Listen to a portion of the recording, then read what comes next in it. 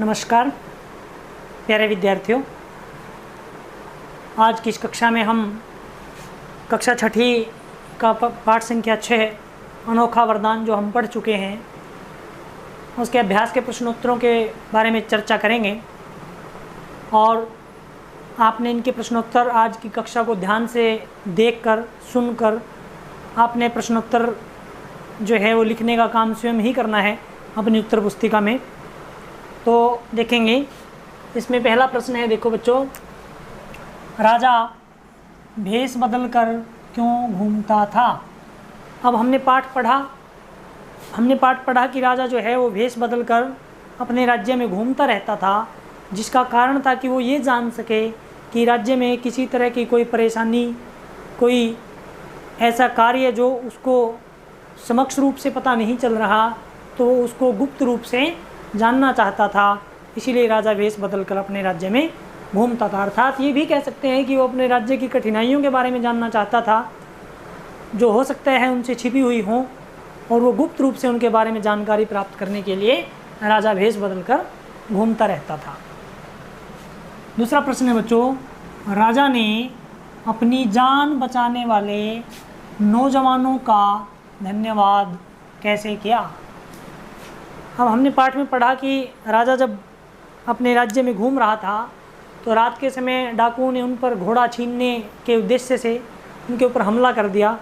और फिर हमने पढ़ा कि 6 नौजवानों ने आकर के उनकी रक्षा की उन डाकुओं से। तो राजा ने उन 6 नौजवानों को अपने राज दरबार में बुलाया और उनका खूब सम्मान किया, और प्रत्येक को ये कहा कि आप अपनी इच्छा से कोई भी एक वरदान मांग सकते हैं, यदि मैं उनको पूरा करने में सक्षम हूँ तो मैं इसी से मैं आपके वरदान को, आपकी इच्छा को पूरा करूँगा।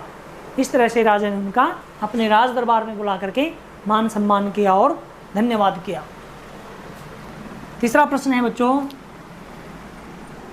तीसरे नवयुवक ने राजा से क्या मांगा। तीसरे नवयुवक ने क्या मांगा।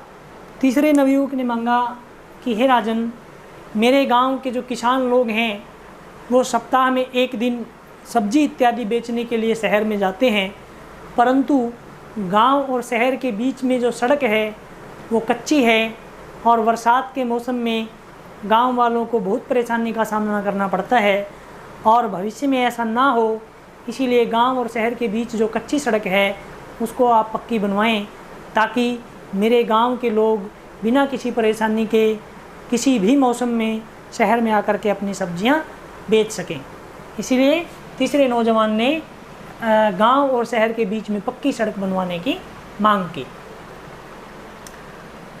चौथा प्रश्न है बच्चों, छठे नौजवान ने राजा के सामने अपनी कौन सी अनोखी इच्छा रखी थी। अब पाठ में हमने पढ़ा जिसका शीर्षक ही है अनोखा वरदान, क्योंकि उस छठे नौजवान ने एक अनोखा वरदान मांगा राजा से। उन्होंने राजा से कहा कि आप वर्ष में एक बार, जब तक जीवित हैं, जब तक आप और मैं, हम दोनों जीवित हैं, तब तक आप वर्ष में एक बार मेरे घर अतिथि बनकर आएंगे।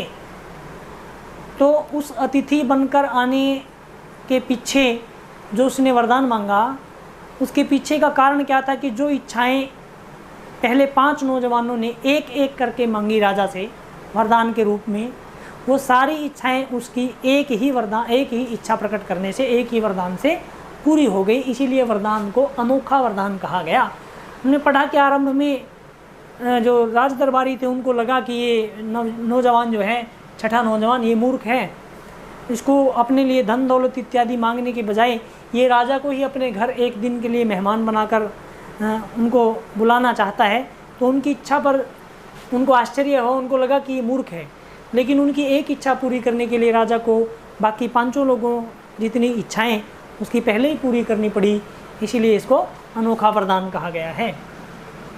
तो कौन सी इच्छा रखी, इसमें आप क्या लिखेंगे। इसमें लिखेंगे कि उन्होंने राजा से कहा कि हे राजन, जब तक आप और मैं जीवित हूँ तब तक आप वर्ष में एक बार मेरे घर अतिथि बनकर आएंगे, ये इच्छा उन्होंने रखी। अब बातचीत के लिए प्रश्न है बच्चों। पहला प्रश्न है, राजा के पीछे पीछे उसके अंगरक्षक मतलब बॉडीगार्ड क्यों चलते थे। पाठ में हमने पढ़ा कि राजा के अंगरक्षक, चुने हुए अंगरक्षक, जो चुने हुए अंगरक्षक थे वो राजा के पीछे पीछे चलते थे हमेशा उनकी सुरक्षा करने के लिए। दूसरा प्रश्न है, राजा को छठे नौजवान को राज दरबारी की पदवी क्यों देनी पड़ी? अब हमने पाठ में पढ़ा कि राजा ने छठे नौजवान को राज दरबारी बना दिया। तो राज दरबारी क्यों बनाना पड़ा?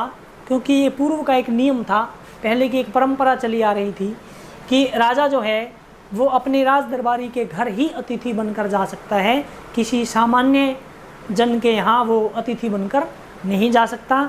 तो इसीलिए अब राजा ने जब उसके घर जाना स्वीकार कर लिया तो पहले उनको राज दरबारी की पदवी देनी पड़ी, इसीलिए राजा को छठे नौजवान को राज दरबारी की पदवी देनी पड़ी। ये अंतिम प्रश्न है बच्चों, अगर आपको अवसर मिले तो आप क्या वरदान मांगेंगे और क्यों? ये आपने स्वेच्छा से लिखना है, अपनी इच्छा से लिखना है, अपनी कल्पना से लिखना है कि यदि आपको अवसर मिल जाए कि आप एक वरदान मांगो, कोई भी एक वरदान जो पूरा हो जाए, तो आप अपने लिए उस वरदान में क्या मांगेंगे।